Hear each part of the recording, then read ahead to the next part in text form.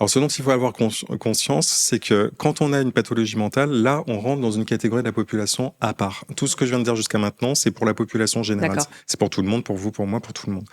Quand on a une dépression, on rentre dans une catégorie pathologie. Donc, la dépression, c'est une pathologie.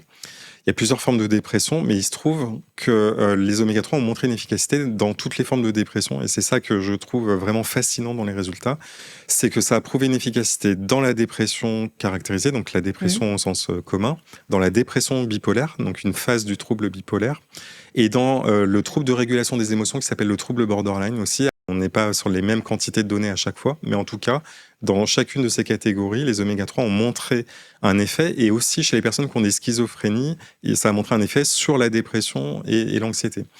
Donc en fait, ça confirme encore plus l'efficacité des oméga-3 parce qu'on le retrouve dans plusieurs troubles mentaux, et ça montre le mécanisme biologique qui est que finalement les oméga-3 et aussi pour la vitamine D agissent sur nos émotions, notre capacité à réguler nos émotions. Donc c'est pas des hormones de bonheur par exemple, c'est notre capacité, par exemple, quand on a un stress, à le métaboliser et à pas ruminer, par exemple, à pas ensuite Et dans la revenir boucle, et là. voilà, exactement.